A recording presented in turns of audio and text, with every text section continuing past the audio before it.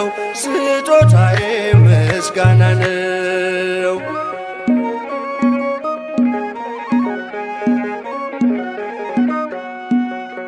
ጨለማዬን አስወግዶ ያበራልኝን አውቃለሁ።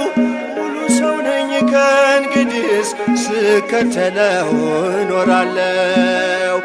የብርሃንን ልዩ ውበት ፊት ለፊቴ ቆሞ አየሁት። ፍቅሩ ማርኮኝ በመቅደሱ ሰገድኩለት አመለኩት።